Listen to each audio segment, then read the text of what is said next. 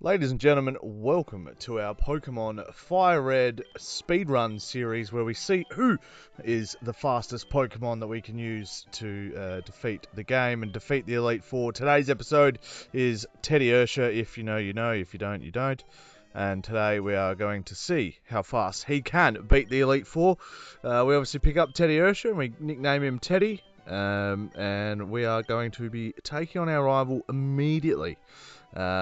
We've given him Squirtle, probably harder to fight than Bulbasaur. I just figured Squirtle would have better defensive capabilities than Venusaur would.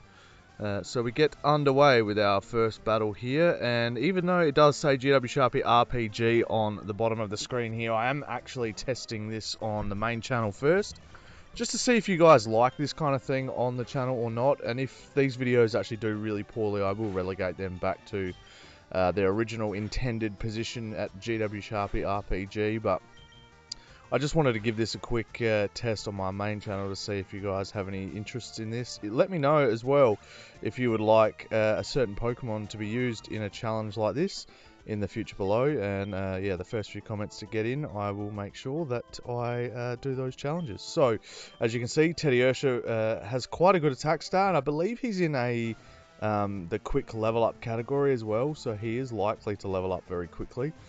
We then do the second battle against the rival just left of Viridian, and we start pretty early because I haven't gone through Viridian Forest yet, but Teddy's got Lick already, and we're going to take on Squirtle and see if we can win, but unfortunately he is just too strong for us at the moment, so we have our first loss of the run, but that's okay. We do start to head through the Viridian Forest, and one of the cool things about Teddiursa is he does have the pickup ability, which means he does find items sometimes, and in this case here he has found us a TM, and I am going to allow myself to use it. It's Hidden Power.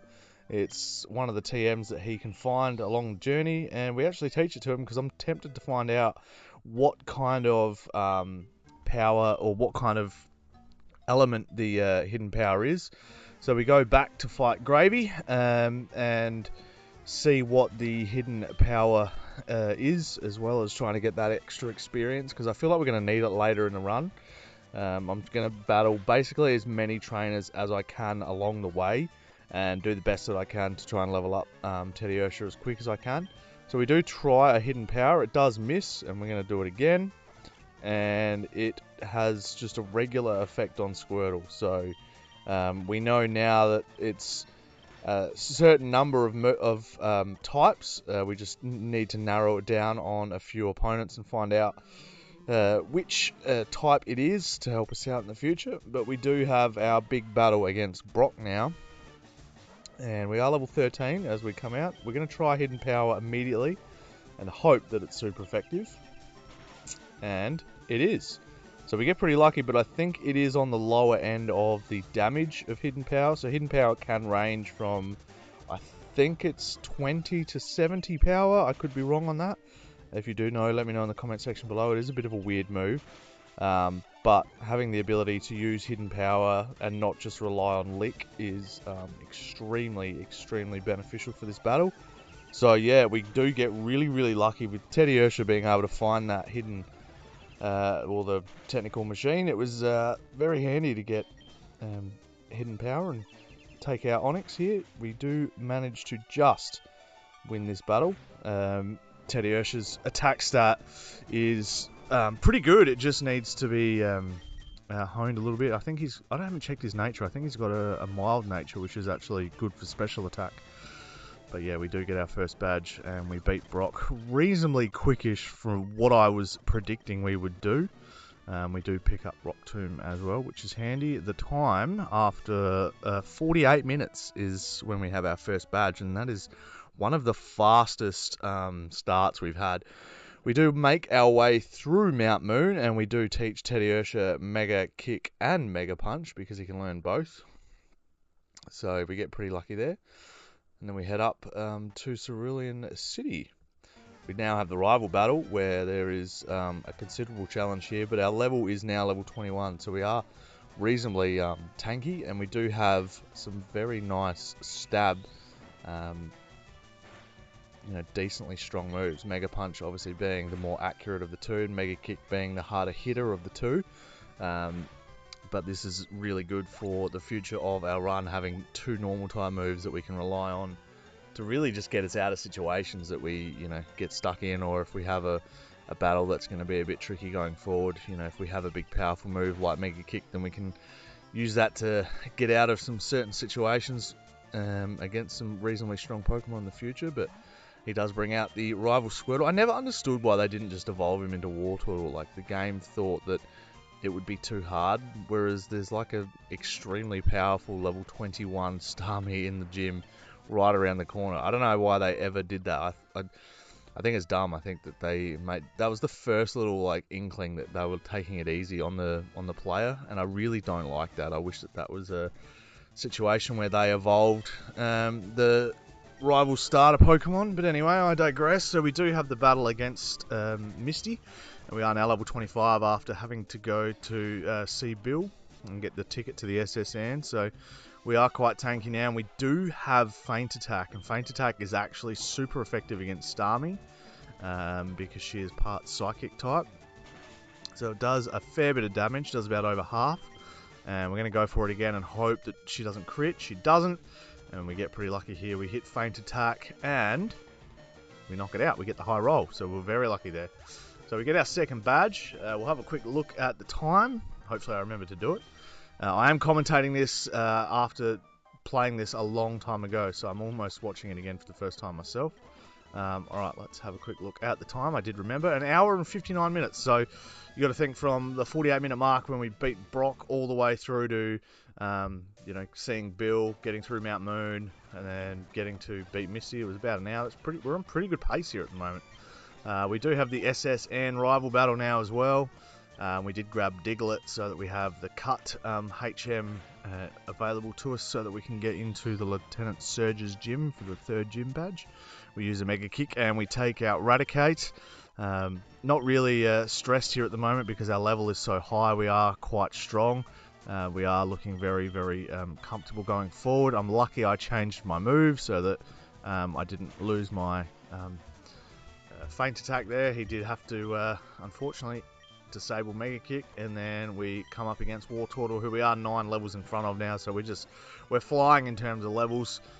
He does use a withdraw, which would boost his defense, but Mega Punch is just too strong at this stage, and we connect another one, and that is that. We go and get cut from the captain, and then we head over to Lieutenant Surge's gym and have a big gym battle with him. One thing I did struggle with this time was the puzzle. It took me ages to figure that one out. Sometimes you get really lucky with it, and sometimes it takes ages to do, and it's really, really annoying. But we hit Mega Punch, we knock out a Voltorb, 1-hit KO, which is always nice. Pikachu then comes out, and we go for another one, and there's another 1-hit KO on Pikachu. And then we've just got the last one, big boy Raichu. We actually go for Mega Kick as he goes for double team, so that's a bit of a deadly combination, but we get super lucky. We hit Mega Kick. Mega Kick is a 1-hit KO. So as I was saying before, in some of the situations where we actually need a bit of luck and we need a big, powerful get me out of jail free card, that's what Mega Kick can do for us there. So after about another hour of going down, training up, doing the SSN, and getting into Lieutenant Surge, we are 2 hours and 44 minutes in. So we're on pretty good pace. We then get through Rock Tunnel. We go through Lavender Town all the way to Celadon. We get into the game corner, work our way over to Giovanni and tackle him. We are now level 39, so this is one of the reasons why I was looking forward to doing the Teddiursa run, because having the fast leveling category means that you can really level up quickly in early game, which means you can get into an early advantage, and it just really gives you an extra large boost going forward. Just having those extra 10 levels is just such a almost luxury at this stage. But as you can see, we are coming up against some extremely strong Pokemon too. So we've figured out here that the Hidden Power TM is actually a fighting type.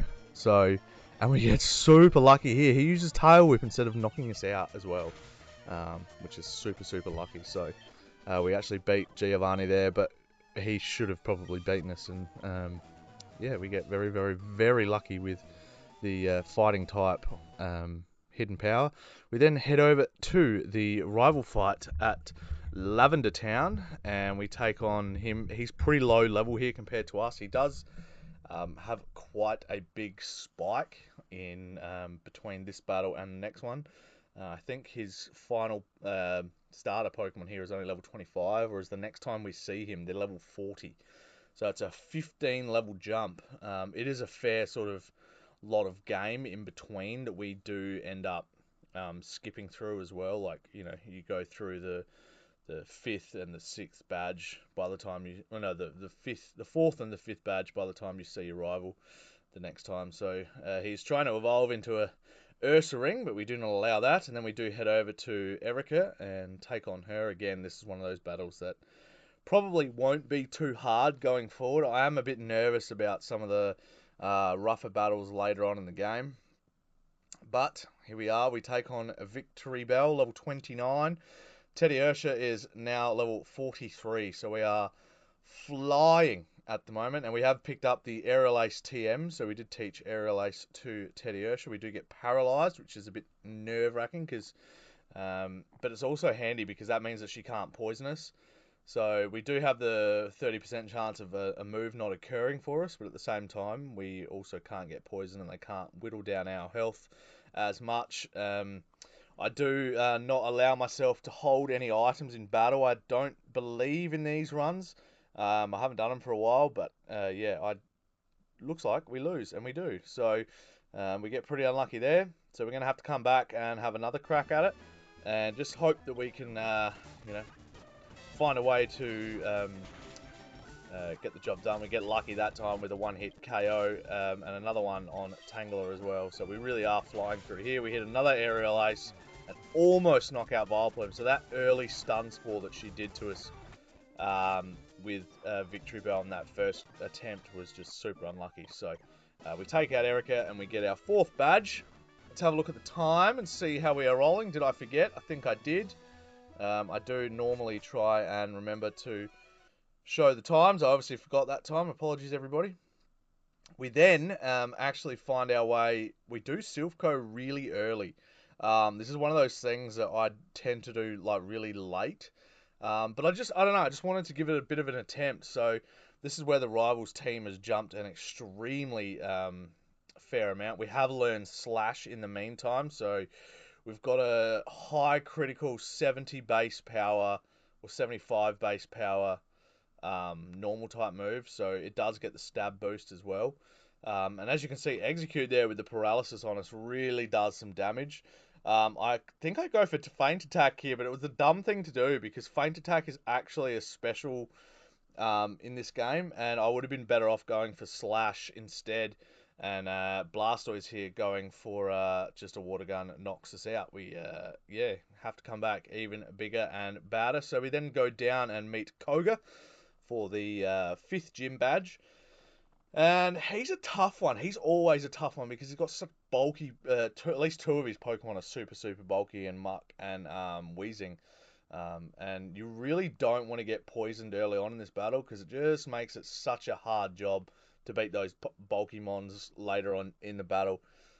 Muck level 39, and I believe Weezing is level 43. So we did get strength when we went down there, and we got rid of, I think I got rid of Slash for strength just because strength is more reliable.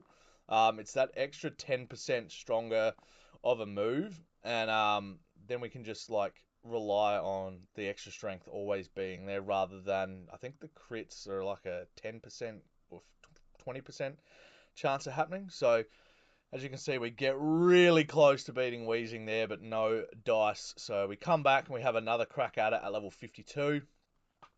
And yeah, we get poisoned early on again, which dooms us. It's just, when you get poisoned early on in these battles, you just really got no chance.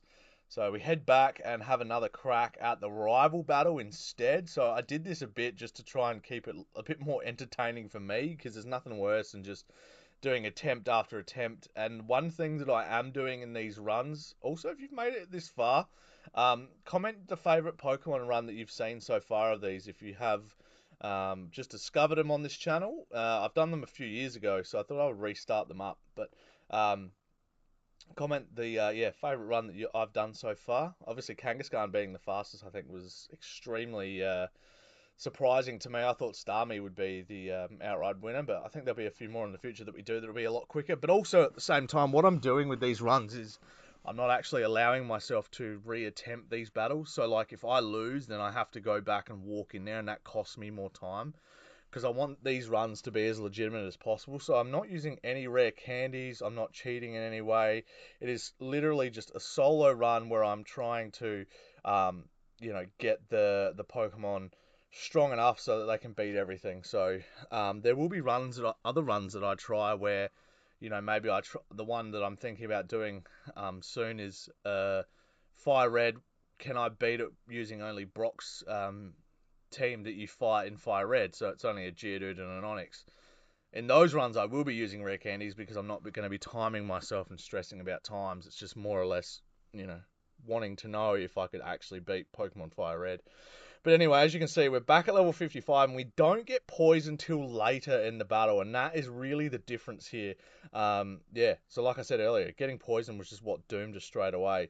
We're now at 6 hours and 42 minutes, so the chances of breaking the record are really sort of out the window now because we've had to do a fair bit of grinding to get Teddy to a decent level. So we're just at the stage where we can't one-shot Pidgeot with strength, and that was probably one of the moves where not having Slash and getting that random critical hit was really devastating. It was probably a mistake that I made where I probably should have kept Slash instead, because having that chance for a critical hit and knocking him out would have been just a lot better in terms of sometimes you just need a bit of luck. And one of the runs that I've used before, like the Sharpedo run where I've had Crunch, and just having that flinch chance or a crit, and as you can see we do get one there, which was just super lucky.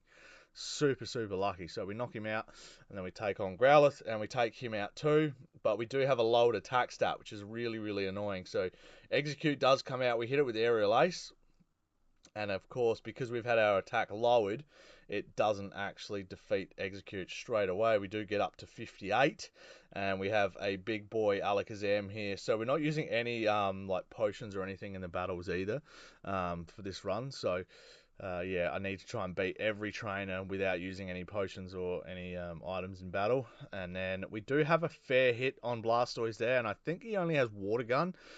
I don't know why he hasn't got Surf or Hydro Pump yet, but we finally beat the rival, and we are on to the Giovanni battle, which I suspect will be quite easy. I do pick up the Lapras so that I've got a surfing Pokemon, and then we take on Giovanni, and it's one of those battles that if you're not really prepared for it, he can actually sneak up on you, and it's the last one where we see him with a Kangaskhan. He actually does come out with Nidoqueen and Nidoking going forward. And in obviously the older games, he does have a Rhydon, but unfortunately, again, another one of those things where it was the first sort of signs that Pokemon and Game Freak were going to start taking it easy on us. In the remakes, they actually gave him a level 50 Rhyhorn, which is one of the dumbest moves, but I'll come back to that when we face Giovanni later on. We go for Brick Break, and we take off Rhyhorn almost in one hit. Luckily, he misses his Fury attack, and that leaves the door open for us to hit another Brick Break, knocking him out and getting the win. And then we move over to Cinnabar Island, I believe, or do we go for Sabrina first? I do pick up the Master Ball just in case you need it. In case you ever encounter any shinies, you just want to have a nice little Master Ball. We do head over to Sabrina, and this is one of those ones that you just know that we can win quite easily because we do have a decent attack stat, and we've got some decent moves that can just basically one-shot her Glass Cannon Pokemon. One shot on Kadabra. We hit Mr. Mime with a big strength. A one-shot on him. And we do have Venomoth, which is always a bit of a sleeper again as well, because he's not part flying type. He's actually bug and poison. A lot of people seem to forget that about him. But we get the one-hit KO Aerial Ace. We go back to strength. Alakazam, instead of attacking, uses Calm Mind, and we are using physical moves, so he goes down in one strength, and that is it. So it's funny how some battles can be so hard, and other battles can be like super easy. Like the rival battle was just so hard for me to beat, and I couldn't even beat Koga. 7 hours and 27 minutes after beating Sabrina. So it would take an absolute miracle to beat the Pokemon League. We've got no chance of beating the Pokemon League before 7 hours and 39 minutes, which is the Kangaskhan record going forward. We come up against Blaine now, and this is the tricky thing about Blaine is you do have the 2 attack drops as well. So once Arcanine comes out, your attack's really cut in half by that stage. We take a Fire Blast from Rapidash. It does about half health, but it doesn't fill you with a great lot of confidence because he's got enough time to hit another one. Luckily, he misses. We hit a Strength and knock him out, but I'm not super confident with Arcanine. I reckon he just hits us with one Fire Blast here, and that's it, because our strengths are going to be so much weaker now. We don't even do over half. He hits us with Fire Blast, and we survive on a Slither.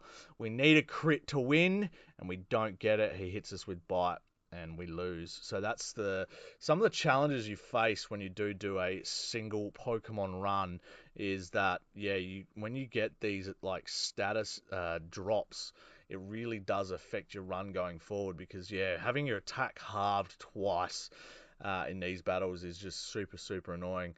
Copping a Fire Blast from Rapidash, being able to knock it out with a couple of Aerial Aces was super lucky. We do need this crit. He hits us with a big Fire Blast, and our attack gets halved even further.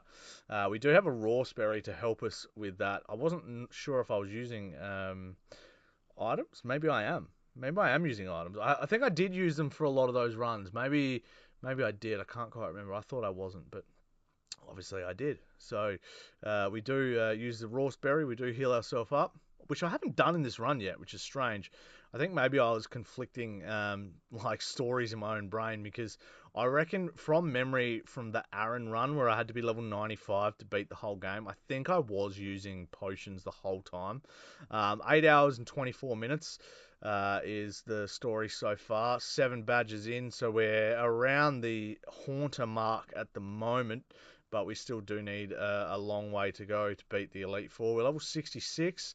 We hit a Brick Break on the boss's Rhyhorn, and then Nidoqueen comes out. We do go back to Strength, and after this, it is sort of smooth sailing all the way to the Pokemon League. We are level 66, and that doesn't fill me with a great lot of confidence. I feel like I should have done a bit more training. I decided not to go to one island. In this game, there's the added 1 island, 2 island, 3 island before you go to the Pokemon League. I believe I declined to do that, which meant that I could go for the Pokemon League a lot earlier. But you do sacrifice probably 5 to 10 levels, because there are some reasonably strong Pokemon over on the islands, and it does help you out a lot. And getting ready for Giovanni and stuff like that. We are hurt by poison at level 67, and our battle is over and we lose. So we give it another crack straight away at level 68. We go and get one more level. I believe I had a couple rare candies here from the game, just from the regular game rare candies lying around the place. So we go and pick up a couple of those. But we are level 68. Brick Break on Rhyhorn. I am speeding it up here because it was a bit...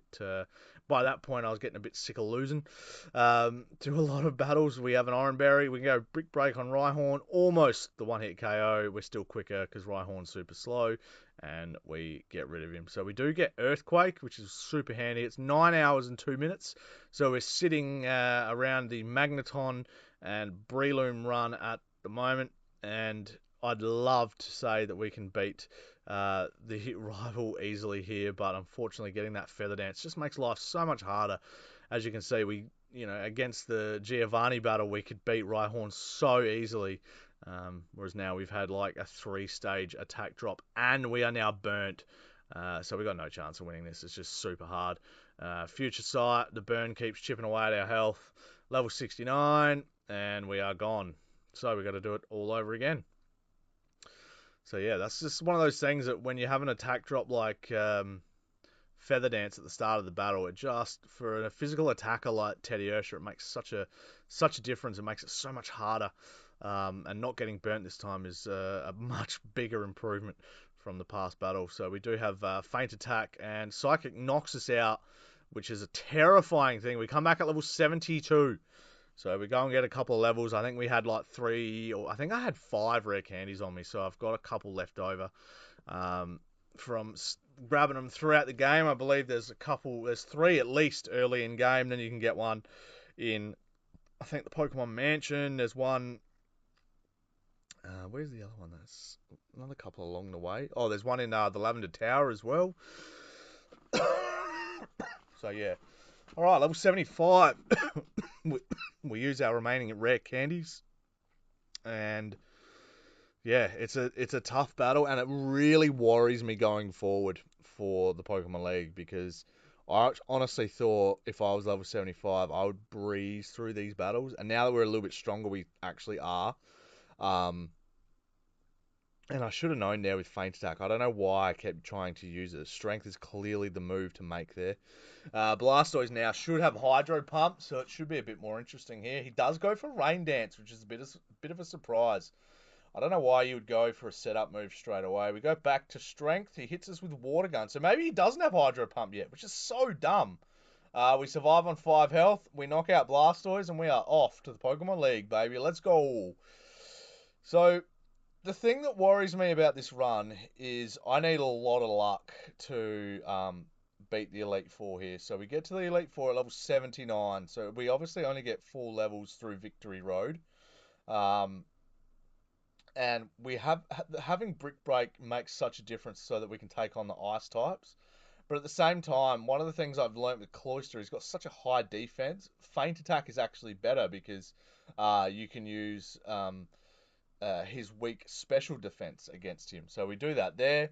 We come up against Slowbro, who again is part psychic, hits us with Yawn, which is brutal, because that means I'm going to have to be asleep while we come up against her ace, which is Lapras, who then takes us out in 3 hits, and Bob's your uncle, we lose. So, yeah, bit of a struggle there, which has been pretty frustrating. Level 86 is when we come back, so we go off and do a bit of grinding. We come back after a few more levels. I think there is another rare candy in the Victory Road as well, so we use that. I hate grinding, but it is one of those games where you can go back to like the 1, the 2, the 3 islands and get a few more levels, and then chuck another rare candy or 2 on top. But we still lose at level 86. So we're going to have to go back and do some more training, which is super frustrating. We come back and we are level 90. So I went back into the Victory Road, fought a bunch of trainers in there, which is really going to affect our time, unfortunately. We take on a few ice beams here. We finally hit a big brick break, and we've got a fair hit on us here, but we still lose again. So we're going to give this one another crack because we were pretty close there. I felt like that we were strong enough to do enough damage here. We come up against Lapras. We still can't 1KO at level 94. I think I went through this battle about 20 times from memory. Again, I did film this a while ago and I never finished it, but yeah, one of those battles that you see the difference in stats between a high stat Pokemon and a low stat Pokemon like Teddiursa. Just makes such a difference. But that being said, having a good attack stat against some poor defenders like Bruno's fighting type Pokemon makes a big difference here. And then going for Feint Attack against Onix is probably an interesting tactic. I could have gone for Brick Break, but it's another one of those things where Onix has a really high defense stat, so it probably does work out better going for the Feint Attack. And we come up against Gengar here, and we do go for the Feint Attack again. It does do almost a knockout punch on it. He goes for Double Team, which is a waste because Feint Attack never misses. It's like, sneaking up behind your opponent and kind of bopping them on the back of the head. It's kind of, you'd never see it coming sort of thing. So that's why it never misses. We take out Arbok reasonably easily, and then Gengar does go down to Feint Attack again. So does Haunter. And that is the battle. We try to evolve into Ursaring, which we don't allow because we don't want him to. We want him to be the cute little teddy that he is. And it is time to take on Lance. So we heal up. We get our everything back together. We're level 95. Taking on this guy, I thought we had no chance, to be honest. I thought the fact of... I always kind of get confused between Champion Lance and regular Lance. So I was always expecting to come up against a Charizard here, but we got pretty lucky in the end. We obviously don't have to deal with a Charizard and 3 Dragonites. We have to deal with 2 Dragonairs and a Dragonite, which makes a bit more of a difference. But he's obviously level 60 instead of level 50, because I was doing a Pokemon Gold playthrough. So I was getting him a bit confused, but we do Hyper Potion up, heal up, and then yeah, go for the kill against Dragonairs here.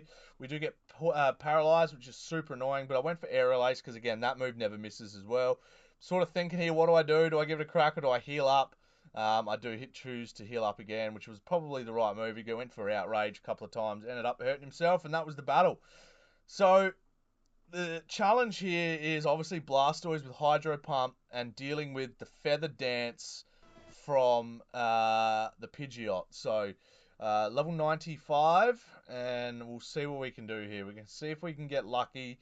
We go for a big strength. We are 36 levels higher than Pidgeot, and we don't knock him out. He does go for Sand Attack, which actually doesn't worry me too much because I do have the two moves in my moveset that don't ever miss. He hits me for a nasty Psychic, but we get the crit, which knocks him out. We're going to go for another Aerial Ace here, which almost knocks out Exeggutor, but then he does put us to sleep and hurt us with a bit of Giga Drain. Brick Break on Rhydon does over half. He goes for a Scary Face, which drops a lot of our speed, which means that we're going to get hit first from now on. He goes for 2 Earthquakes, another Brick Break, and now the attack stat is down even further than it was at the start. We're going to try and figure out what to do here. There's nothing we can do. We're going to go for a strength and does about half. Extreme speed takes us out. We're no good. So we're going to give that another go, that battle. 97 by the time we get back there. Feather Dance, our worst nightmare come true. Alakazam, again, just hits us so hard with Psychic, dude. There's nothing we can really do here. By the time we work all our way back there, we're weak as. And I think this is like going to be the first Pokemon where we're level 100, which we are at the start of this battle. And I'm starting to think here at this stage that I'm not going to be able to win. Because, yeah, he is the first one to be level 100. I don't have a silk scarf. I don't have any, like, held items. There's really little held items in this game. So it's really frustrating when you're trying to do a big final battle. You don't have any of those like 10 or 20% or even 15% boosts to your moves like a Miracle Seed or a Charcoal. We do hit the Brick Break. We're almost about to knock him out, but again, with that lowered speed, we are just fighting from like behind almost, fighting from down within, and just again, we get burned. We go the full restore. It's just one of those things that if I didn't have the ability to use these items, I don't think I'd actually be able to win these. It's such a challenging run. Teddiursa's stats are so bad. Yeah, it's a very challenging run, that's for sure. He hits Hydro Pump. Our strength does nearly half his health, which is still pretty impressive considering we've had an attack drop times 3. We had the Feather Dance, which double drops our attack, and then obviously Arcanine as well. So you can see why some of these runs are so challenging, because especially when you get to the champion, like the battles just really tend to start to stack up on you, and it just makes it so much harder to get the job done. Where I don't know why I didn't heal up again. I don't know if I was out or what the go was, but we have another crack here. Yeah, super frustrating this run. It was just like I enjoyed probably the first half of it, and then the second or even like the last quarter of it just became so tedious, so hard. The good thing is that he was a quick level up, being in that fast. I believe he's in the fast category. I'll have to double check. Um, but yeah, like I just think that one of the more interesting runs with the Teddiursa. I think Ursaring would make such a difference. I honestly think if we allowed him to evolve, the time would be at least, a quarter of probably what it took us here today. But we finally knock him out with a strength. Everything goes our way. We get super lucky. We get put into the Elite Four. A solo run with Teddiursa. Job done. Level 100. Level 100 for the big fella. We love you, Teddy. And yeah, here he is. Let's see what the time lim was. 11 hours and 53 minutes. So we got pretty lucky with things like having a Pokemon that leveled up really quick. Because every time I'd go back through the Elite Four, he'd level up quick as well. And I just had enough rare candies that, you could boost up to just have enough to take on the next opponent sort of thing. So 11 hours, 53 minutes, not too bad at all. That is the second last place behind Squirtle. Squirtle was 11 hours and 52 minutes, level 93. Obviously, Aaron at level 95.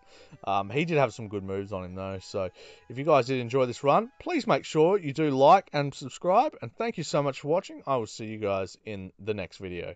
Bye for now. Peace!